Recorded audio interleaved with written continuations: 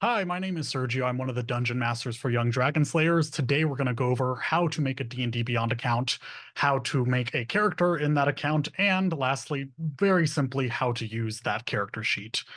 D&D Beyond is quite nice because it's free, and it's a very simple way of making a character. So first up, you'll just look up D&D Beyond, create an account. You'll click on this link here.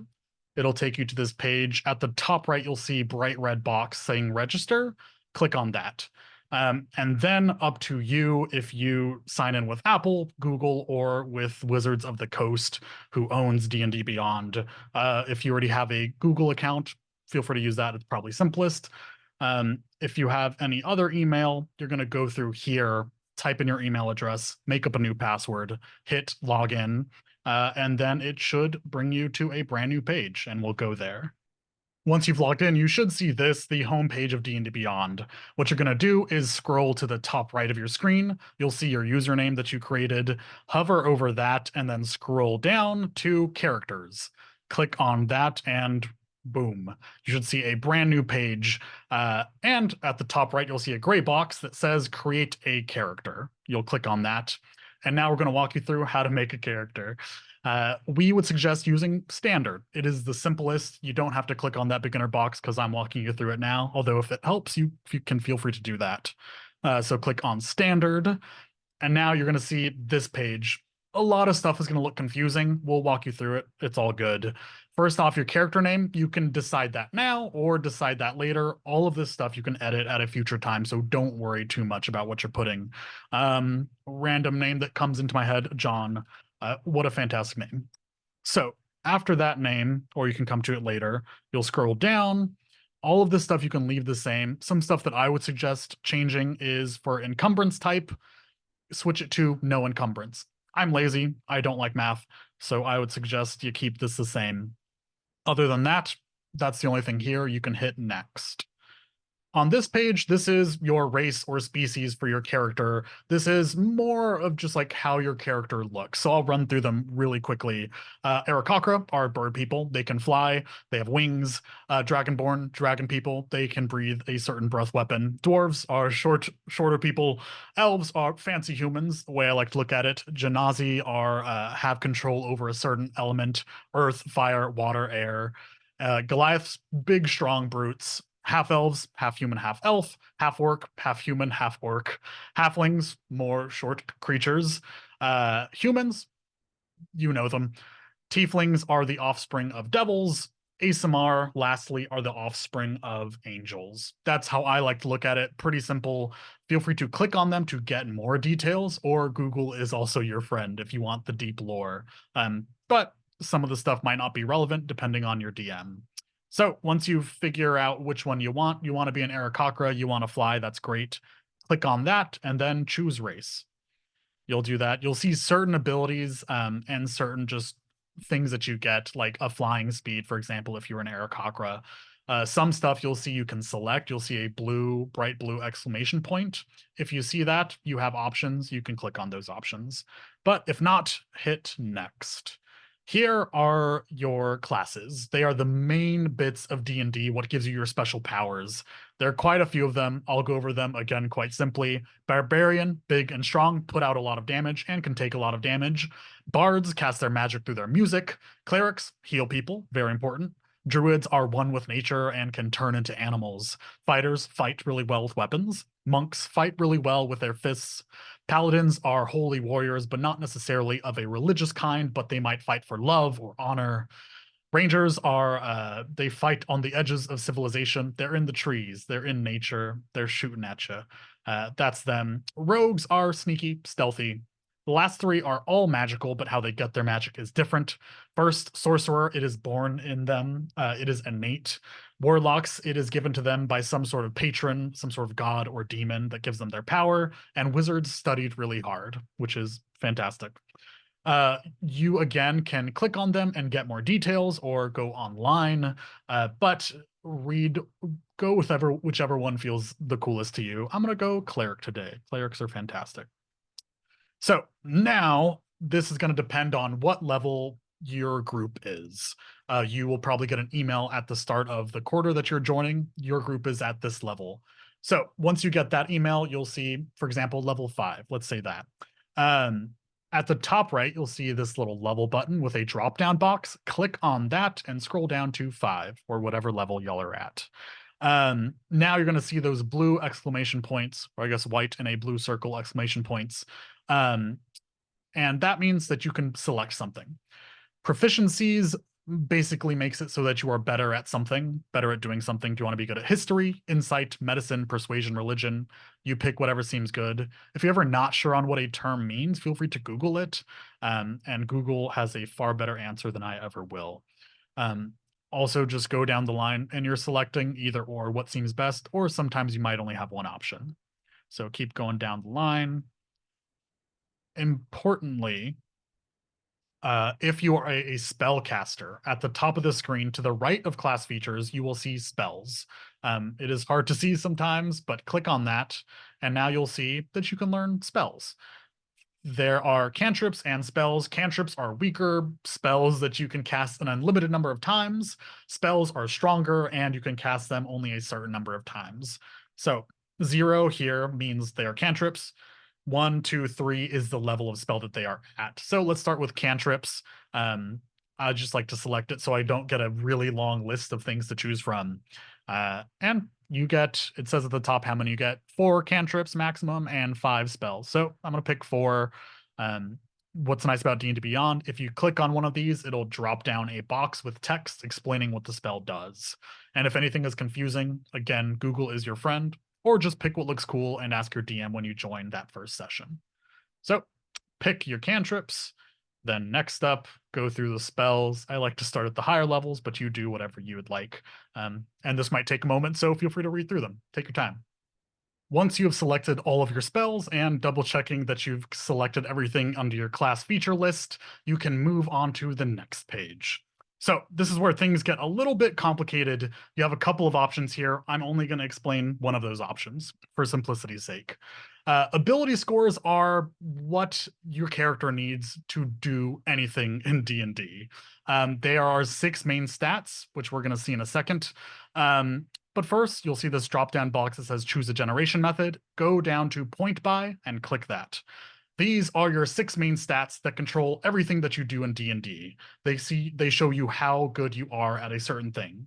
So you have strength, dexterity, constitution, intelligence, wisdom, and charisma. These are your 6 main things that then affect other scores later on, but we won't get there now. Point by, the higher the number, the better you are at that thing. So a 15 in strength, really good. And an 8 in dexterity, not very good. You are going to want to choose these things depending on whatever class you selected. So I have made this little cheat sheet for us. These are the statistical suggestions by people who are far smarter than I am. They have made this to optimize for spells and attacks, basically. So for example, if you are, like me, going to be a cleric, you want really high wisdom. You'll see 15 is the highest number, and you want pretty low strength.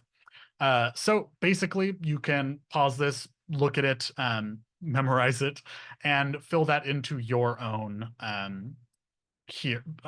chart here for the point by. So for me, I want an 8 strength, 14 dexterity, 14 constitution, 8, 14, 14, and I'll go back because I don't remember already. Intelligence 8, wisdom 15, charisma 12. So 8, 15, and 12. You fill it all out. These are your new stats. These are the statistical suggestions. You don't have to follow them. I would suggest keeping the highest number the same, just because that is what is going to affect your spells and your attacks. But if you'd rather be, for example, higher in charisma, you are welcome to drop like another stat like dexterity for me, and then I'll boost my charisma. That is up to you. These are just our suggestions. That's all you got to do on this page. Ignore all this confusing stuff down here, unless you already know it. It's not that important. You'll hit next, and this is where you get to go in depth into who your character is, their personality, their background, how they grew up, all that good stuff. For these backgrounds, again, choose an option. Basically, they give you a small item. They don't matter that much, but you're welcome to look into them and look inside at who your character truly is. I'm gonna go with a folk hero, and it gives you a little description if you'd like that. You might choose like a random tool. Again, overall, it does not matter much, but feel free to read into that. An important thing here at Young Dragonslayers, you'll look at this alignment option. Here we have no evil characters. That's just our rule. But anything else you want to be chaotic good, go for it. I would just recommend, and this isn't really clicking a button thing, but picking a character, creating a character that can fit and get along with a group of players, because you are going to be interacting with a group of players and you don't really want to get into any in or out of character conflicts. So try to minimize that by picking a character who can get along with others. Uh, all of this stuff is optional. It does not mess with the mechanics, but feel free to look into it and pick whatever feels right for your character. You can go through that at your own pace. Next up, pretty important stuff, equipment. It'll say choose equipment or gold. Choose equipment. Click on that word, equipment, and more or less it's an either or situation again. So do you want a mace or a warhammer, scale mail or leather armor, crossbow, simple weapons, etc. If you don't know what something is or like how much damage it does, Google it. Google is your friend. But for now, I'm going to go based off of what sounds cool to me. So a mace, I want scale armor, light crossbow, and a priest pack. Can choose a holy symbol or shield for me. They don't really matter that much. I'll pick it randomly. Once you've selected all these things, green check marks, you're not done. A lot of people stop here and then they have 0 armor or equipment. Click this red button at the bottom, add starting equipment. And then boom, you're going to see a page of all the stuff you have. It's in your backpack right now. It is not in your character's hands. So for anything that you want in easy access, like weapons or your armor, perhaps, you're going to hit use. It's a white button and you're making it green. So hit use, wield for a weapon, wield, or wear for armor. You're going to do all that stuff. And then you're going to hit next. And what's next is view your character sheet. Here you are. Now you have your completed character sheet if everything has been done in the correct order and in the correct way.